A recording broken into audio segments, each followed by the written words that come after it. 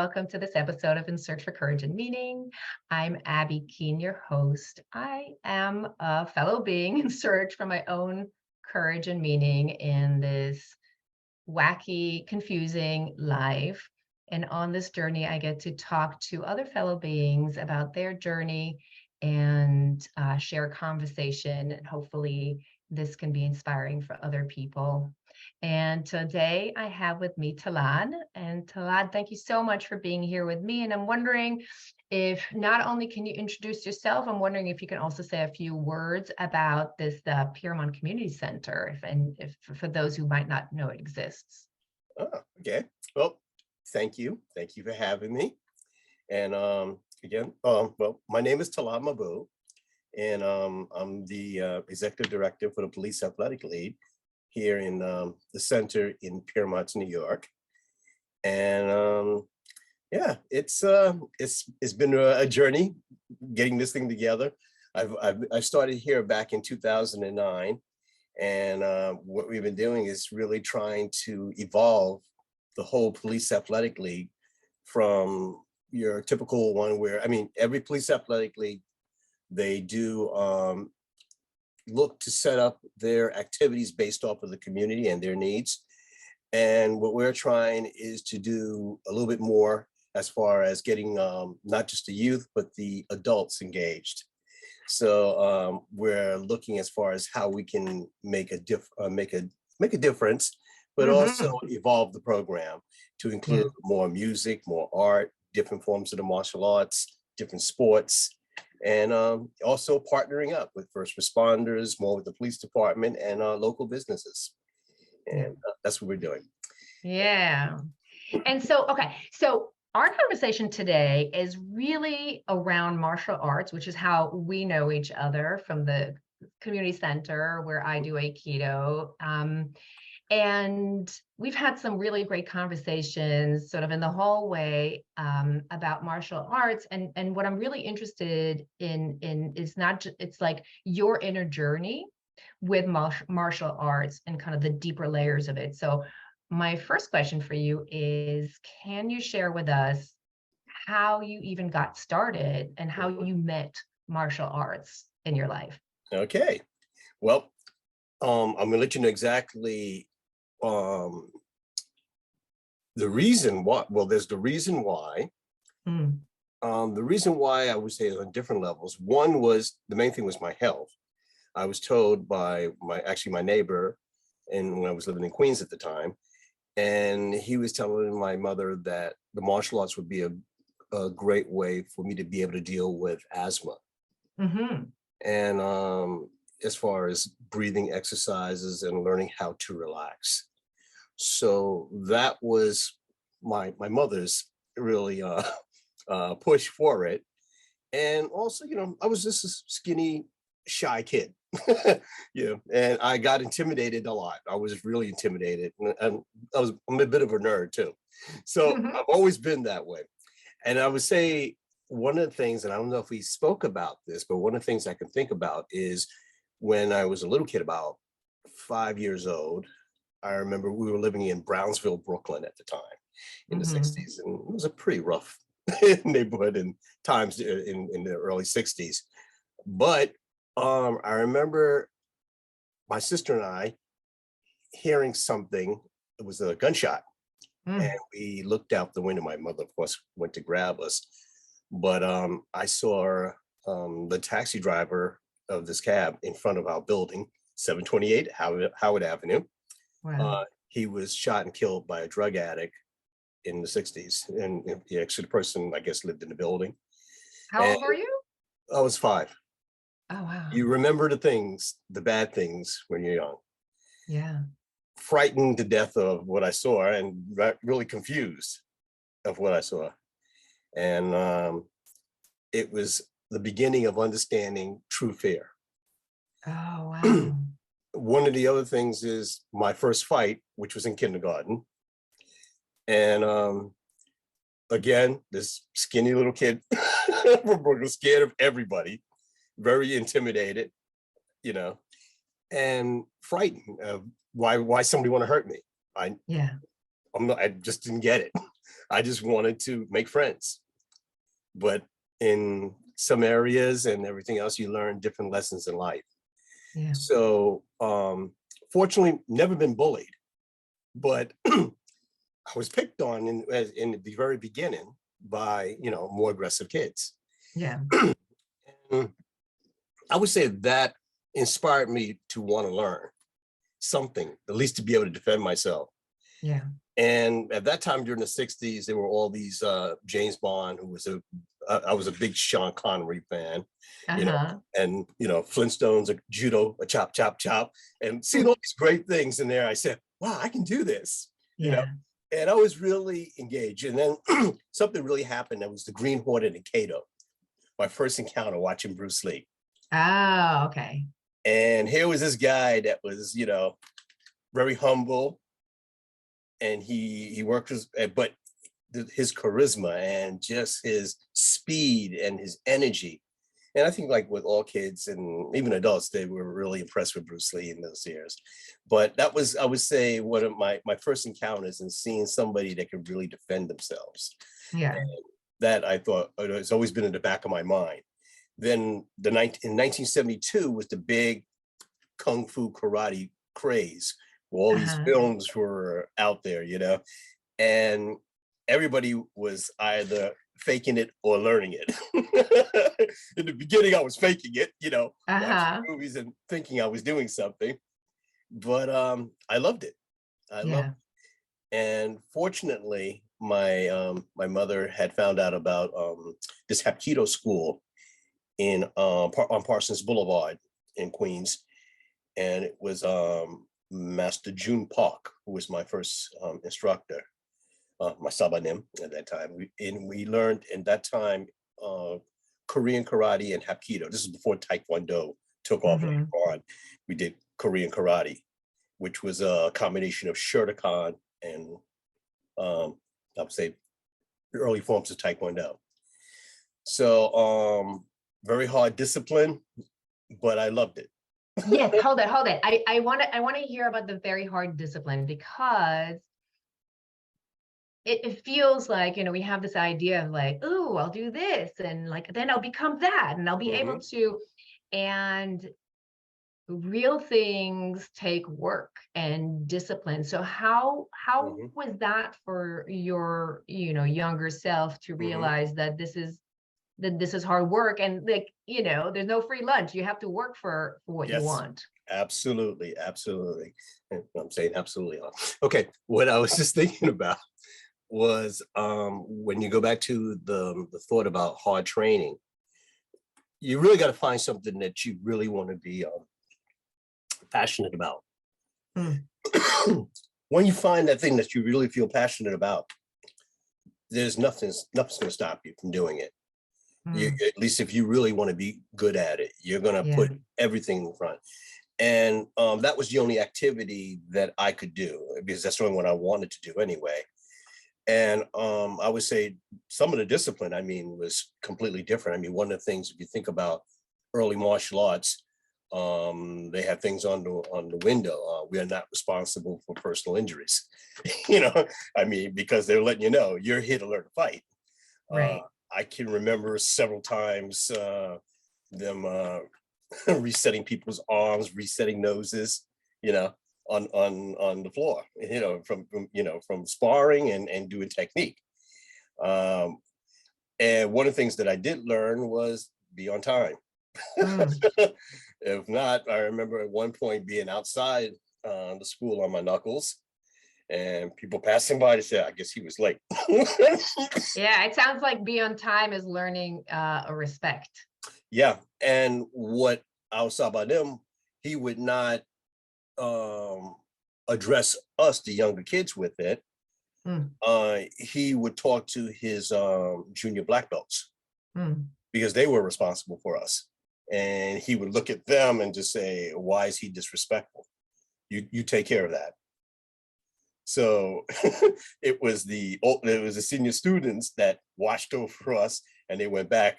It's like, I'm not going to get into this. You better do right, and it's, even the way we addressed them, Nim, sir, Nim, we had to, it was a whole cultural experience. Yeah. Yeah. And yeah, I would say, yeah, the discipline was very different. And the training was very different. And it was very, oh boy, I would say people had to have within the conditioning in the early years, there was so many just misconceptions of what they seen in the movies from what the real training was. And sometimes it kind of overlapped, in which some teachers would look and say, that's not a bad idea. I'm gonna do that too, and get them to train on this way. One of the things was conditioning the knuckles and conditioning the legs. And, over the years, it comes back to haunt you if you But condition. hold it. So because knuckles, legs, there's the very, very physical aspect of martial arts. And I'm wondering throughout the years, because you've been at it for so long, from such a young age, Mhm. what have you found out about yourself in a more sort of deeper sense through doing martial arts for so long? Like, what are the deeper layers beyond the form for you? Well, for me, I'm glad you asked, because that's I would say that's the core of um what I'm doing today, Mm, those lessons. And one of the things, besides being repetitive in learning technique and wanting to be really good at it, the physical aspect, I had to learn how to become focused. And that the doorway, the pathway for me was through meditation. mhm. Oh, sorry about It's okay. You're in the office. I know that. things are happening around. It's good. So with meditation, I started out with that. I think we discussed what was in my younger years. I started around 12, 13. Anyway, I used to go to the library and pick up books on meditation. And I found that there was just so many different forms of meditations and how to do it. And again, like I said, I'm a big nerd. So I would sit there and go through all these things, and I was just fascinated with this inner experience and searching inward first. Hold it. Can you learn meditation from a book? Uh, you know what? I would say from the book, if you can understand what you're reading, but you have to have the experience of working with somebody. You Yeah. can refer back to the book, and that's what kind of like I had to do. I got my foundation, the basic terms and everything else, although I was a little lost with it. Hmm. But as I started learning it, I learned from this yoga instructor, began introducing it, as well as my neighbor who talked to me about the breathing and taught my mother about the breathing, um, Mm. Sifu Raymond Chow. He basically, let's say Chow, Raymond Fong, sorry, Hmm. Raymond Raymond Fong. He spoke to me about understanding chi and how to breathe. And from that, I was like, okay, I'm breathing. He says, you're always going to return to the breath. And I was like, return to the breath. Yes, he's first, you're going to become aware. And as a tool to get you there, you're going to return and understand how your lungs are functioning and breathing correctly. Yeah. And that helped me through several asthma attacks. Mm. And it's been a lifesaver actually through COVID, learning how to understanding how to breathe and being conditioned in Right. that way. And also, there's been other methods in karate that teaches you more or less deep breathing exercises with the punches, and that helped me to clear my lungs in a very in a very dire situation. But meditation was the doorway for what I'm doing today, and I'm grateful for Hold any. it. Which is what? What are you doing today? Okay, well, I'm doing my own thing. It's called self awakening. That's what I call what I Mm. do. It's from over 50 years of experience of different forms of the martial arts and working with different teachers, in which I'm grateful for their knowledge. Again, returning back to Bruce Lee's thing, which was Jeet Kune Do. There's a lot of misconceptions of what it is that Bruce Lee was trying to do and what he was doing with that art. But other than going to this whole political thing and how teachers feel and their concept and their feeling, because everybody's free for their own thoughts and opinions. Right. But from what I gathered from listening to some of his interviews and hearing his family talk, Bruce Lee became the best Bruce Lee possible in what he did. Oh my God. I love what you said just now. It totally gave me goosebumps because, and then I'm just interrupting you, I know, because I feel like that is how to be the best Abby that I can be. And what does it even mean to me? Because it's not, the best Abby is not success and fame and money and everybody envying me. It's something totally different. So to be the best you can be. Okay, keep going. And that's what Bruce Lee did. He became this great martial artist, and he became like really an authority on a subject, but really an authority of himself. Yeah. And being an authority of himself, it gave him more clarity of how to deal with others. Yeah. And that's kind of where my journey has been, going through self-awakening. As I venture out to deal with different things, basically in combat, martial arts, military or whatever. But as I look at that, I said, you know what? How well do I know myself? I knew as a child, I used to be frightened of people and everything else. And then I learned, two arms, two legs, we all got them. And, we all express ourselves differently. So am I going to be fearful of an expression? And what is this person really, how they're expressing it? And is there anything to be fearful of it? So as a person, no matter which way they express themselves, they're still bound by the laws of physics.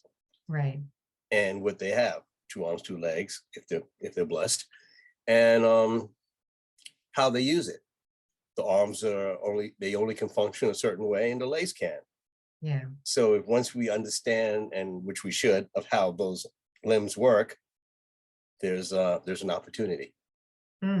So when we take away the fanfare that the person may be expressing at the time of anger or anxiety or drugs, whatever else, when you take away all that, it gets back to the point of saying, okay, this bends a certain way, this moves a certain way, and what's the distance? So hold it, you're talking about the physical aspect of it, or are you talking about the physical aspect sort of as a metaphor for something inner? No, it's the physical aspect of the human, just look at the human body. It's only capable of moving so many different ways. So when I see a person throwing a punch or a kick, I understand the distance. But for everything that they open themselves up to do to me, there's an opportunity. There's always a target. So now it comes back to the whole thing where you can say, okay, I can do something, but I could probably hurt this person really bad. And that has always been also a big part of my journey is, do I want to be a part of the problem? Because we're all held accountable for our actions. So how far do I want to take it? And we do live in different times.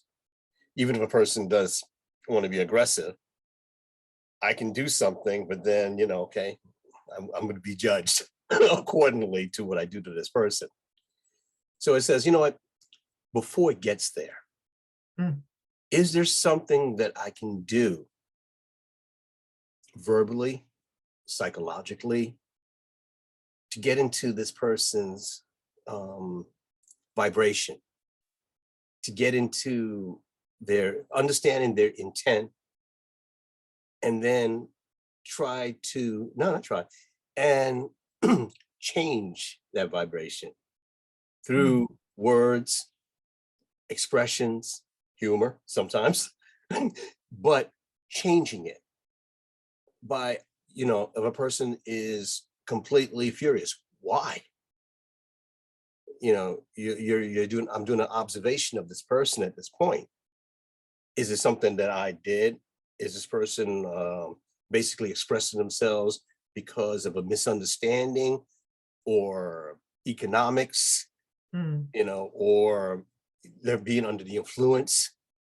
So I try to keep all those different things in consideration, as well as I look at it, I do an assessment of a person's physical attributes. And this way I know how to defend myself when the person moves, if that comes to that.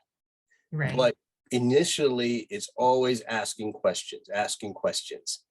I engage in conversation, because even if the person doesn't want to talk, I'm going to force them to talk. Or I'm going to force a level of confusion where their skill level now as a fighter is being diminished a little bit, because their intent of doing something forceful, they're doing two things. They're thinking of conversing or not conversing, or what am I talking about? And they're also, the body is saying, well, I still want to do this thing. So now the mind and the body is in conflict. There's an opportunity. Yeah, and it sounds like it's kind of diffusing, and also like if there is an outward pouring of energy, of like violent energy, let's say, it's like you're wobbling it, for lack of a better word. It's confusing the intent. And I'm wondering, because this I feel like you're talking still kind of on the mat or in like more violent situations, but I'm wondering, how do you, is it, or hold it, let me rephrase. Do you find that you bring it into life, that it's beyond martial arts and it's beyond just violent situations? And in a way, could that be the only way that we can truly communicate with each other, human being, and not escalate it to conflict? Very interesting you said that. And that's because as human beings, whether we accept it or not, we're in a constant state of conflict between the conscious and the subconscious. Every day as we get up in the morning and we go through our routines, we're reliving different things, and we're in a form of conflict, psychological conflict, which causes emotional conflict, which changes your mood and can have a very adverse effect onto your health, as far as everything. You can become depressed. You can start having symptoms of almost every sickness out there. True. Yes, Yeah. as human beings, unfortunately, we live in conflict with ourselves. So earlier I was talking about the conflict of sometimes how do we deal with other people, but it's even a deeper conversation when you start talking about inner conflict. Now, once we understand how to deal with that is also a doorway to dealing with other people.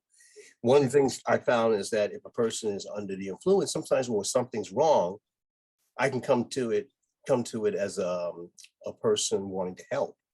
I can say, you know what, obviously there's something very wrong. Do you need medical help? Do you need me to call an ambulance or something? Because you seem like a very nice person, but obviously you're under the influences. I think so. I could be wrong, but there's something wrong here. Do you need my help? Yeah. Change the situation, change it. The same way as when we have those inner conflicts, we have to change the subject. So if the subconscious is bringing you someplace where you don't want to be, you now have to use those methods of meditation to become part of the now, not letting the subconscious part of your being take you on a trip you don't want to go on. You have to say, okay, I know what's happening. I'm not going to let it. Stillness. Become still. Yeah. Begin to breathe. begin to accept the now. And when you do that, the world looks a little different. It sounds different. It feels different. Yep. And that's a way that you can kind of like start to change that mood, change those thoughts. And those other deeper thoughts about how you got there and this through subconscious, you know what? Doesn't matter. It matters at that moment. But what's really more important is what's going on now. Yep.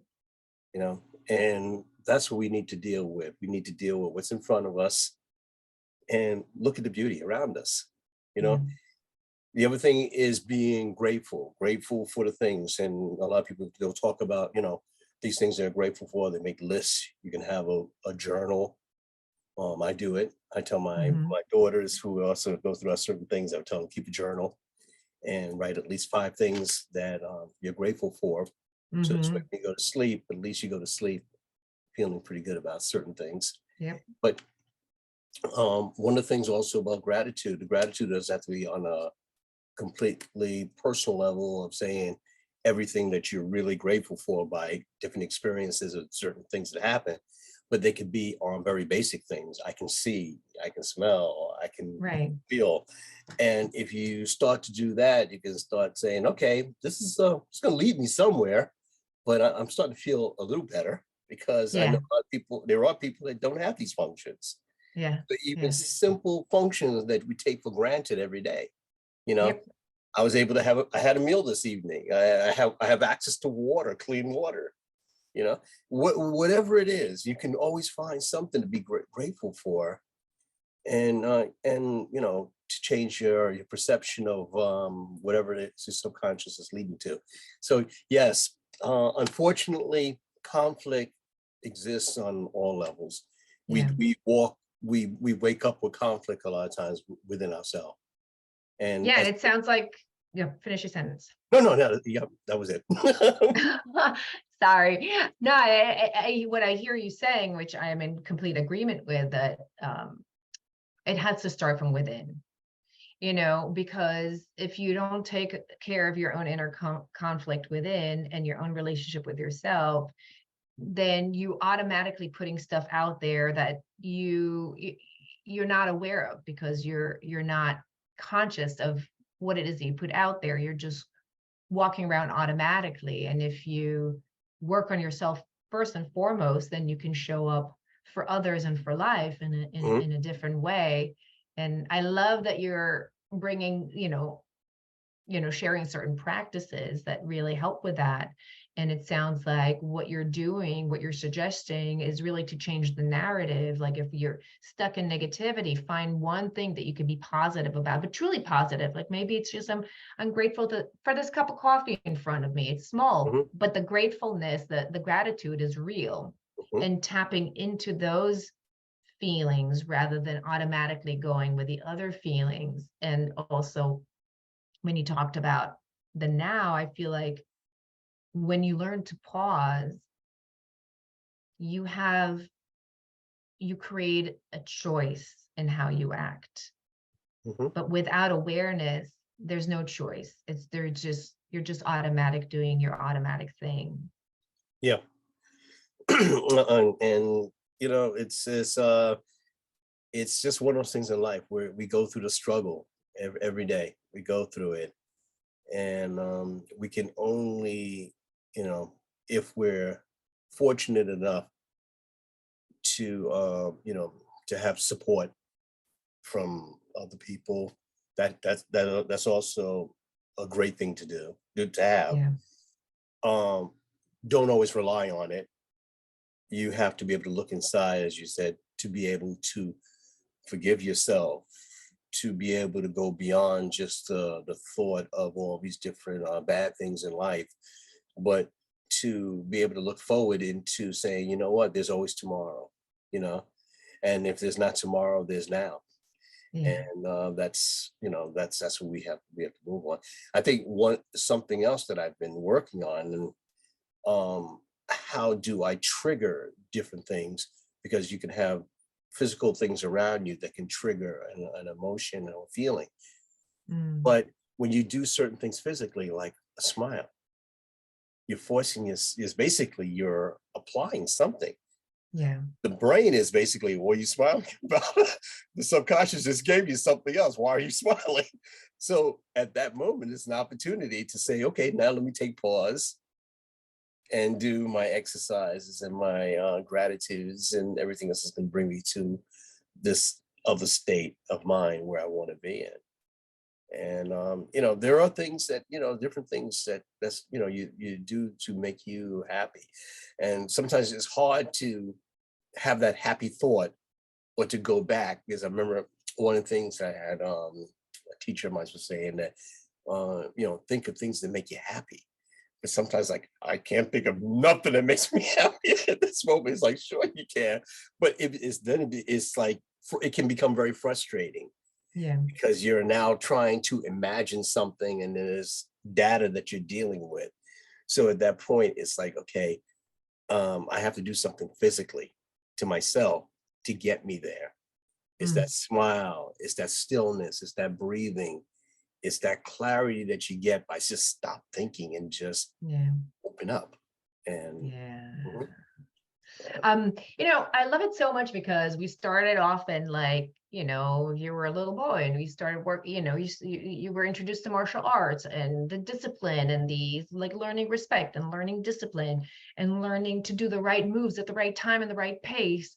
mhm, And here you are, take two today, and it sounds like everything that you've been through martial arts has become very inward mhm, and very about life, way beyond the mat, way beyond the combat, the interaction, mhm, and, like, something that spreads into everything that you do, which for me feels really, really important for all of us as human beings, to mhm, find that inner practice that helps us stay open to life, to the now, mhm, and also very much to each other in a time where there's so much separation and extremes and hatred and yeah. violence. And so as we wrap this up, is there anything else you want to put out there to the world for anybody who might be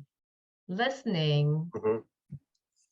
I would say, really, when things just seem like it's all over and everything, you know, we all have more in common than we have, you know, as far as being a human being.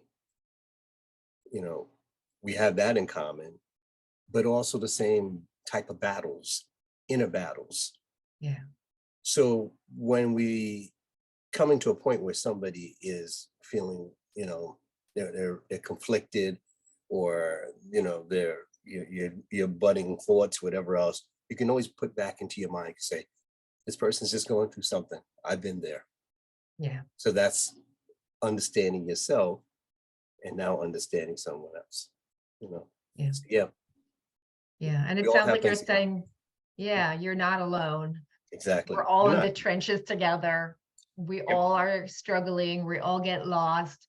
We're all trying to figure it out. And, it's less like me against you, them against us. It, we're really much more similar than we realize. Yeah. Yeah. Thank you so much. So much. I feel like, Yeah. Thank you. yeah, people, yeah, no, if people can know that there's a lot of life that happens outside ourselves. We get lost in it.